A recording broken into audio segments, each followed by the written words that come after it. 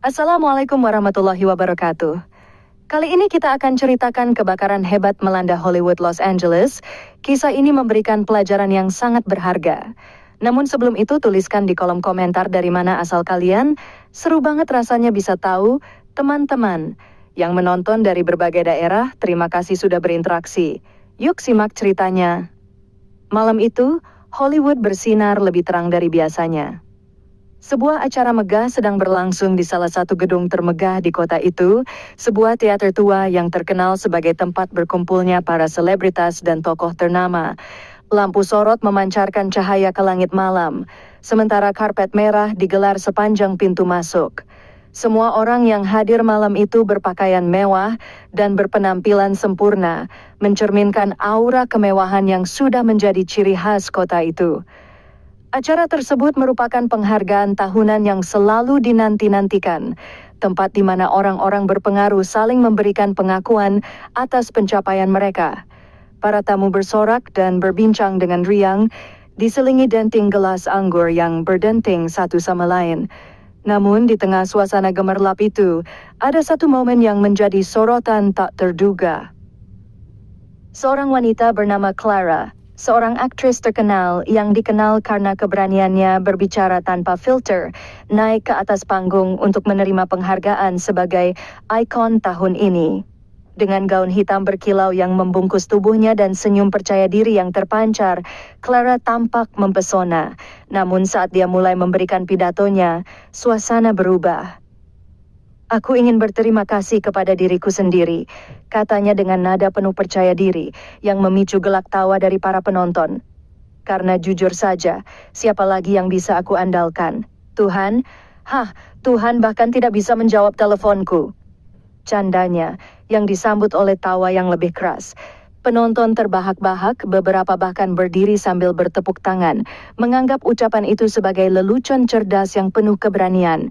Namun di sudut ruangan, seorang pria tua yang bekerja sebagai teknisi pencahayaan menggelengkan kepalanya pelan. Matanya menyipit, seolah dia tahu ada sesuatu yang salah dengan pernyataan itu. Tidak ada yang memperhatikan reaksinya, karena perhatian semua orang tertuju pada Clara yang terus melontarkan lelucon tentang Tuhan dan agama. Semakin lama dia berbicara, semakin banyak tawa yang terdengar, hingga ruangan penuh dengan suasana riuh yang menggelegar. Pidato Clara akhirnya berakhir dengan sorakan dan tepuk tangan gemuruh. Acara dilanjutkan dengan pertunjukan musik dan penganugerahan lainnya. Namun, kata-kata Clara telah meninggalkan jejak dalam pikiran beberapa orang yang hadir malam itu. Ada yang merasa tidak nyaman, tetapi kebanyakan menganggap itu hanyalah hiburan semata. Saat malam semakin larut, acara pun selesai, dan para tamu pulang ke rumah masing-masing dengan perasaan puas. Namun, di balik gemerlap malam itu, ada sesuatu yang tidak terlihat. Angin malam mulai berhembus dengan aneh. Tidak ada yang menyadarinya, karena semua orang sibuk menikmati malam mereka di rumah-rumah mewah mereka. Tapi Allah memiliki cara untuk berbicara, dan malam itu pesan akan segera disampaikan. Malam semakin larut, dan Hollywood kembali ke dalam keheningan yang biasanya hanya terganggu oleh suara kendaraan mewah yang melintas. Clara, seperti kebanyakan orang lainnya, telah kembali ke rumahnya yang megah di kawasan Beverly Hills. Dengan segelas anggur di tangannya, ia duduk di balkon rumahnya, memandang kota yang gemerlap di bawah sana. Pikirannya masih dipenuhi euforia dari kemenangan malam itu. Ia merasa berada di puncak dunia, tak terkalahkan. Namun di kejauhan, angin mulai berhembus dengan cara yang tidak biasa. Suaranya terdengar seperti bisikan yang semakin lama semakin keras. Pohon-pohon palem yang tinggi mulai bergoyang liar, dan tirai di rumah Clara berkibar meski semua jendela telah tertutup. Clara mengabaikannya, menganggap itu hanya angin malam yang biasa. Ia menyesap anggurnya sekali lagi sebelum masuk ke dalam dan menutup pintu balkon. Tak jauh dari sana, seorang pria tua yang tadi malam berada di acara tersebut sedang berdiri di teras rumahnya. Dia merasakan sesuatu yang berbeda di udara. Dengan tatapan tajam, ia memperhatikan langit yang mulai berubah warna. Awan gelap perlahan menggulung masuk, meski cuaca sebelumnya begitu cerah. "Ini bukan angin biasa," gumamnya pelan, mengingat kata-kata Clara yang masih terngiang di telinganya. Sekitar pukul 2 dini hari, hal yang tak terduga terjadi. sebuah bola api besar muncul dari langit, menerangi malam seperti matahari yang terbit secara tiba-tiba. Bola api itu jatuh dengan kecepatan luar biasa, menghantam salah satu kawasan perumahan mewah di tepi kota. Ledakan besar menggema, memecah keheningan malam. Suara itu membangunkan hampir semua orang di sekitar, termasuk Clara. Ia terlonjak dari tempat tidurnya, merasakan getaran yang membuat lampu gantung di kamarnya berayun-ayun. "Apa itu tadi?" bisiknya dengan cemas sambil berlari ke jendela. Dari jendela kamar tidurnya yang besar, ia bisa melihat kilauan api yang mulai menjalar, menyelimuti pohon-pohon dan rumah-rumah di dekatnya. Angin yang semakin kencang memperburuk keadaan, menyebarkan api dengan cepat ke segala arah. Dalam hitungan menit, kawasan itu berubah menjadi lautan api. Panik mulai melanda penduduk setempat. Sirene pemadam kebakaran meraung di kejauhan, namun tampaknya sia-sia. Angin malam yang tak biasa menjadi sekutu api, mendorongnya melompat dari satu rumah ke rumah lainnya. Orang-orang mulai berlarian keluar rumah, berusaha menyelamatkan diri dengan apapun yang bisa mereka bawa. Namun, api terlalu cepat. Banyak kendaraan mewah yang terparkir di garasi hancur terbakar sebelum sempat digunakan untuk melarikan diri. Clara, yang tinggal cukup jauh dari titik ledakan awal, masih punya waktu untuk melarikan diri. Dengan mengenakan mantel tebal dan membawa tas kecil, ia mencoba keluar dari rumahnya. Namun saat ia membuka pintu depan, hembusan angin yang panas dan penuh abu membuatnya mundur. Ia menyadari betapa seriusnya situasi ini. Dengan gemetar, ia mencoba menelepon pemadam kebakaran, tetapi jaringan telepon seluler mulai terganggu. Suara-suara panik dari penduduk sekitar terdengar dari kejauhan, membuat ketegangan semakin terasa. Di sisi lain kota, pria tua tadi berdiri di depan rumahnya, melihat bola api lain jatuh di kejauhan. Wajahnya tampak suram. "Ini bukan kebetulan," gumamnya sambil memejamkan mata, seolah berdoa. Ia tahu, malam ini adalah malam perhitungan, sebuah peringatan bagi mereka yang telah melupakan batasan. Api terus meluas, menelan rumah demi rumah tanpa ampun. Orang-orang yang sebelumnya tertawa bersama di acara mewah itu kini berlarian dengan ketakutan, mencari tempat aman yang semakin sulit ditemukan. Namun angin tetap berhembus kencang, seolah-olah memperburuk keadaan. Di kejauhan, sirene pemadam kebakaran semakin redup tertelan suara gemuruh api yang mengganas. Ketika api mulai merambah lebih jauh, ketakutan menyelimuti setiap sudut kota. Rumah-rumah mewah yang dulunya berdiri megah kini berubah menjadi bara yang menyala-nyala. Langit malam yang biasanya cerah dihiasi bintang-bintang kini tertutup awan kelabu penuh asap. Angin masih berhembus kencang, membawa serpihan abu yang berterbangan seperti salju neraka. Clara, yang berhasil keluar dari rumahnya, berjalan terseok-sok di jalan yang sudah penuh dengan orang-orang yang panik. Sebagian besar membawa barang seadanya, tas, foto keluarga, atau perhiasan, semua yang sempat mereka selamatkan dalam kecepatan. Clara, yang biasanya selalu tampil glamour dan penuh percaya diri, kini terlihat kacau. Wajahnya dipenuhi keringat, rambutnya berantakan, dan tangannya gemetar memeluk tas kecilnya. Di tengah kekacauan itu, Clara mulai mendengar orang-orang berbicara di antara jeritan dan tangisan. Beberapa menyebutkan bahwa ini adalah hukuman atau peringatan dari Tuhan. Kata-kata itu menghantam Clara seperti pukulan telak. Pikirannya kembali melayang ke acara tadi malam, ketika ia berdiri di atas panggung dengan percaya diri mengejek Tuhan di depan semua orang. Ia merasakan dinginnya penyesalan merayap dalam tubuhnya, meskipun udara di sekitarnya begitu panas karena api. Di sisi lain kota, pria tua yang tadi malam merasakan firasat buruk kini bergerak cepat. Ia adalah salah satu dari sedikit orang yang tidak terlalu memedulikan harta benda. Alih-alih berusaha menyelamatkan barang-barangnya, ia membantu tetangga-tetangganya yang lebih tua dan anak-anak kecil melarikan diri dari rumah mereka. "Ini bukan hanya kebakaran biasa," katanya kepada seorang ibu muda yang menangis sambil menggendong bayinya. "Kita harus pergi sejauh mungkin. Ini belum berakhir." Angin yang terus berhembus membawa api semakin meluas. Pemadam kebakaran yang telah tiba di lokasi tampak kewalahan.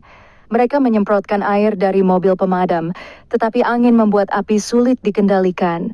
Bahkan air yang disemprotkan tampak tak berarti dibandingkan dengan ganasnya kobaran yang terus menjalar. Seorang petugas pemadam kebakaran berbisik kepada rekannya, "Aku belum pernah melihat yang seperti ini. Ini seperti neraka di bumi." Sementara itu, Clara menemukan dirinya terjebak di tengah kerumunan orang-orang yang mencoba mencapai area aman. Mereka berdesak-desakan di jalan yang sempit dan beberapa bahkan mulai berdebat karena panik. Dalam kerumunan itu, Clara mendengar seseorang berteriak, "Ini hukuman untuk kesombongan kita. Kita semua terlalu sibuk dengan diri sendiri dan lupa siapa yang sebenarnya berkuasa." Kata-kata itu kembali menghantam Clara dengan keras. Ia merasa napasnya semakin berat, bukan hanya karena asap yang mengepul, tetapi juga karena rasa bersalah yang mulai mencekiknya. Bayangan dirinya di atas panggung tadi malam, dengan tawa dan sorak-sorai yang mengiringi setiap kata-katanya, kini berubah menjadi momok yang mengerikan. Ia merasa seolah seluruh dunia sedang menatapnya dengan cemoohan, tetapi kali ini bukan karena keberanian atau kepandaiannya berbicara, melainkan karena keangkuhannya. Pria tua yang berada di lokasi lain akhirnya mencapai tempat aman di sebuah lapangan terbuka. Bersama beberapa orang yang berhasil selamat, ia menatap kota Hollywood yang kini terlihat seperti medan perang. Api melahap hampir semua yang ada, sementara angin terus membawa kehancuran ke arah lain. Dalam keheningan yang diisi oleh suara gemuruh api, pria tua itu berlutut dan berdoa. Doanya terdengar pelan, tetapi penuh keyakinan. "Tuhan, maafkan mereka, karena mereka tidak tahu apa yang mereka lakukan." Clara yang kini terduduk di pinggir jalan bersama sekelompok orang yang juga berusaha menyelamatkan diri, menatap ke langit. Asap tebal menutupi sebagian besar bintang, tetapi di sela-sela kegelapan itu, ia melihat sesuatu yang lain, sebuah pendar kecil yang entah mengapa memberikan secercah harapan. Dalam hati, ia mulai berbicara, bukan dengan dirinya sendiri, tetapi dengan Tuhan yang ia ejek malam itu. Untuk pertama kalinya dalam hidupnya, Clara mengakui kelemahannya. "Apa aku telah salah?" bisiknya lirih, meskipun ia tahu jawabannya dengan pasti. Namun, malam itu masih panjang, dan api belum menunjukkan tanda-tanda akan berhenti. Malam semakin mencekam. Asap hitam membumbung tinggi ke langit, menutupi bintang-bintang yang dulu menjadi saksi gemerlapnya Hollywood. Api terus meluas, melahap rumah-rumah mewah, gedung-gedung tinggi, dan bahkan pepohonan yang menghiasi jalan-jalan besar kota itu. Suara siren, jeritan manusia, dan gemuruh api bercampur menjadi simfoni kehancuran. Kota yang pernah berdiri sebagai simbol kemewahan dan ambisi manusia, kini berubah menjadi puing-puing yang membara. Clara, yang masih terduduk di pinggir jalan bersama para penyintas lainnya, menatap kosong ke arah api yang terus menjalar. Wajahnya yang biasanya dipenuhi riasan sempurna kini berlumur debu dan air mata. Dalam kekacauan itu, ia melihat banyak wajah yang dikenalnya dari acara tadi malam, selebritas, pengusaha, dan tokoh penting lainnya, semua kehilangan kebanggaan mereka. Tidak ada yang tersisa dari kesombongan mereka, hanya ketakutan yang menyelimuti. Seseorang di kerumunan mulai berbicara, seorang wanita tua dengan suara gemetar. "Kalian tahu, kita terlalu sibuk mengejar dunia ini, sampai lupa bahwa ada kekuatan yang jauh lebih besar dari kita." Wanita itu melanjutkan, "Apa yang terjadi malam ini adalah pengingat bahwa kita hanya manusia. Sebesar apapun harta dan kekuasaan kita, semua itu tidak berarti apa-apa di hadapan kehendak Tuhan." Clara mendengarkan kata-kata itu dengan hati yang semakin berat. Ia tidak bisa menghapus bayangan dirinya di atas panggung, berdiri dengan penuh keangkuhan sambil mengejek Tuhan. Ia teringat tawa dan tepuk tangan orang-orang yang mendukungnya saat itu. Namun kini, semua orang yang pernah tertawa bersamanya berada di posisi yang sama, rapuh, tak berdaya, dan penuh ketakutan. Ia memejamkan mata, berusaha melawan rasa bersalah yang menghantamnya seperti gelombang. Dalam keheningan pikirannya, ia mulai berbicara kepada Tuhan. "Tuhan, jika Engkau mendengar, aku minta maaf. Aku minta maaf atas apa yang aku katakan, atas kesombongan dan ketidakpercayaanku. Jika ini adalah hukuman, aku menerimanya. Tetapi, tolong beri kami kesempatan kedua. Aku akan berubah. Aku akan memperbaiki semuanya." Sementara itu, pria tua yang berada di lokasi aman bersama para penyintas lainnya terus memimpin doa. Suaranya penuh keyakinan dan ketenangan, meskipun di sekelilingnya kehancuran masih berlangsung. Ya Tuhan, ampuni kami atas dosa-dosa kami. Kami telah melupakan Engkau, mengandalkan kekuatan kami sendiri, dan meremehkan kuasa-Mu. Tapi malam ini, kami sadar betapa kecilnya kami di hadapan-Mu. Berikan kami rahmat-Mu ya Tuhan, dan hentikan api ini. Doa itu mulai diikuti oleh orang-orang di sekitarnya. Satu persatu mereka bergabung dalam keheningan yang penuh harapan, meski api masih terus membakar di kejauhan. Di tengah gemuruh kehancuran, ada seberkas rasa kebersamaan dan penyesalan yang menyatukan mereka. Clara, yang masih terduduk di pinggir jalan, mulai merasa angin yang tadinya begitu kencang perlahan mereda. Suara api yang mengaum seperti kehilangan kekuatannya sedikit demi sedikit. Ia membuka matanya dan melihat ke sekeliling.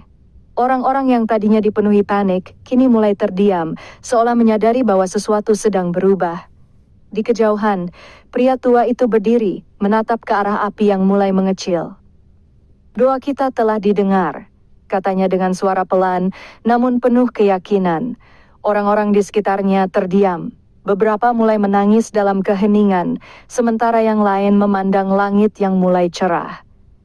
Clara merasa ada beban yang terangkat dari hatinya, meskipun ia tahu ini belum sepenuhnya berakhir.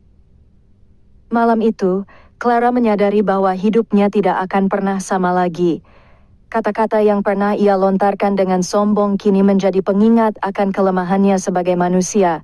Ia bertekad untuk memperbaiki hidupnya, untuk menggunakan suaranya bukan untuk mengejek, tetapi untuk menginspirasi dan membawa kebaikan.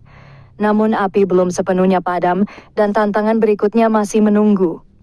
Pagi itu, setelah malam penuh teror, langit di atas Hollywood mulai memancarkan warna keemasan. Matahari terbit perlahan, membawa harapan baru meskipun di bawahnya kota itu masih diselimuti kehancuran. Api telah padam, tetapi meninggalkan jejak yang sulit dihapus. Rumah-rumah mewah kini hanyalah tumpukan puing. Mobil-mobil yang dulunya mengkilap berubah menjadi kerangka logam hangus. Dan pepohonan yang biasanya menghiasi jalan-jalan besar kini hanya batang hitam yang berdiri seperti saksi bisu. Clara berjalan perlahan di antara reruntuhan, mengenakan mantel tipis yang masih berbau asap. Wajahnya penuh luka kecil akibat pecahan kaca dan tergores ranting saat ia berusaha melarikan diri semalam. Namun, lebih dari luka di tubuhnya, ada luka yang jauh lebih dalam di hatinya. Ia berhenti di depan bekas rumah seseorang yang masih mengeluarkan asap tipis. Di sana, seorang anak kecil sedang duduk di trotoar, memeluk boneka yang hangus di salah satu sisinya. Clara mendekati anak itu dengan hati-hati. "Apa kamu baik-baik saja?" tanyanya lembut. Anak itu menatapnya dengan mata penuh air mata dan mengangguk pelan. "Rumahku hilang," katanya dengan suara gemetar. Clara tidak tahu harus berkata apa. Ia berlutut, merangkul anak itu, membiarkan air matanya sendiri mengalir. Saat itu ia merasakan sesuatu yang belum pernah ia rasakan sebelumnya, empati yang mendalam. Ia tidak lagi merasa sebagai seorang selebritas yang terpisah dari dunia, tetapi sebagai manusia yang sama rapuhnya dengan orang lain. Di sisi lain kota, kelompok penyintas berkumpul di sebuah lapangan terbuka yang menjadi tempat penampungan sementara. Di sana, pria tua yang sebelumnya memimpin doa berdiri di tengah kerumunan, membantu membagikan makanan dan selimut kepada mereka yang membutuhkan. Wajahnya tenang, meskipun matanya menunjukkan kesedihan mendalam atas apa yang terjadi. Ketika Clara tiba di lapangan itu, orang-orang yang mengenalnya menatap dengan pandangan berbeda. Ia yang biasanya menjadi pusat perhatian karena pesonanya, kini disambut dengan keheningan yang penuh pertanyaan. Clara berdiri di tengah mereka, merasa beban di pundaknya semakin berat. Akhirnya, ia memberanikan diri untuk berbicara. "Saya ingin meminta maaf," katanya dengan suara serak. "Apa yang saya katakan tadi malam salah. Saya sombong, saya berpikir bahwa saya tidak membutuhkan siapapun, bahkan Tuhan. Tapi malam ini telah mengajarkan saya sesuatu. Kita tidak lebih dari manusia yang kecil dan lemah. Semua yang kita miliki bisa hilang dalam sekejap, dan yang tersisa hanyalah diri kita, dan bagaimana kita memilih untuk menjalani hidup kita." Kata-katanya membuat beberapa orang menangis. Mereka yang sebelumnya menganggapnya arogan, kini melihat sisi lain dari Clara, seseorang yang akhirnya belajar dari kesalahannya. Pria tua itu maju ke arah Clara, meletakkan tangan di pundaknya dan berkata, "Pengampunan selalu ada untuk mereka yang mencarinya dengan hati yang tulus." Hari-hari berikutnya diisi dengan proses pemulihan. Orang-orang mulai membersihkan puing-puing, membangun kembali apa yang tersisa dari kehidupan mereka. Namun, tidak semua bisa dikembalikan seperti semula. Banyak keluarga kehilangan rumah mereka, beberapa kehilangan orang yang mereka cintai, dan semuanya kehilangan rasa aman yang dulu mereka anggap remeh. Clara, yang biasanya sibuk dengan karirnya, memutuskan untuk melakukan sesuatu yang berbeda. Ia menggunakan pengaruh dan sumber dayanya untuk membantu para korban kebakaran. Ia menyumbangkan sebagian besar hartanya untuk membangun tempat penampungan dan memberikan bantuan kepada mereka yang membutuhkan. Tidak hanya itu, ia mulai berbicara di berbagai acara, bukan lagi dengan nada arogan, tetapi dengan pesan yang penuh refleksi dan pelajaran. Hollywood, yang dulunya hanya dikenal sebagai kota kemewahan, kini berubah. Banyak orang yang sebelumnya hidup dengan kesombongan mulai merenung. Kebakaran besar itu menjadi pengingat bahwa tidak ada yang abadi, dan bahwa kekuatan yang lebih besar dari manusia selalu ada mengawasi. Pada suatu sore, Clara duduk di atas bukit yang menghadap kota. Di sebelahnya, pria tua yang ia temui di tempat penampungan tersenyum tenang. "Kau sudah berubah, Clara," katanya pelan. Clara mengangguk, menatap matahari yang mulai terbenam. "Aku belajar dengan cara yang sulit," balasnya. "Tapi aku bersyukur masih diberi kesempatan untuk memperbaikinya." Langit Hollywood kembali memancarkan warna jingga, tetapi kali ini tidak diiringi gemerlap lampu atau sorak-sorai. Yang tersisa adalah ketenangan, sebuah pengingat bahwa dalam kehancuran, ada pelajaran berharga yang dapat membawa manusia kembali ke akar kebaikan.